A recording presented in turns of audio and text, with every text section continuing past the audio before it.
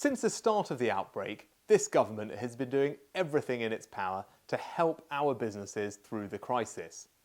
As part of this, during the peak of the pandemic in March, we told firms that they wouldn't have to pay any VAT bills due between March and June of this year until the end of March next year.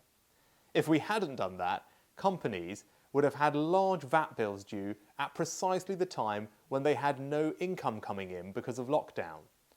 Over 500,000 businesses have benefited from this measure, deferring more than £28 billion in VAT payments. However, some companies will continue to need cash flow support throughout the winter months and into next year. That's why, in my winter economy plan, I announced that we would be giving businesses extra breathing space to repay these already deferred VAT bills. On current plans, those payments fall due in March. Instead, I will allow businesses to spread that VAT bill over 11 smaller repayments with no interest to pay.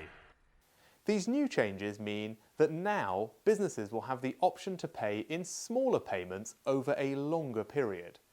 So instead of paying the full amount in one lump sum by the end of March next year, firms can make smaller payments up to the end of March 2022. And we will make these payments totally interest-free. This will benefit over 500,000 businesses. Let's take an example. If there was a florist that originally owed £10,000 in deferred VAT. With our summer update back in July, they would have had to pay that £10,000 at the end of March next year.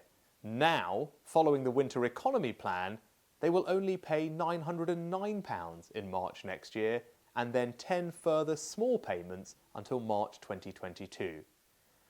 They effectively have an extra year to pay the full amount.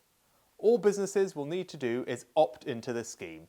We will be launching an easy-to-use IT platform at the beginning of next year to manage payments.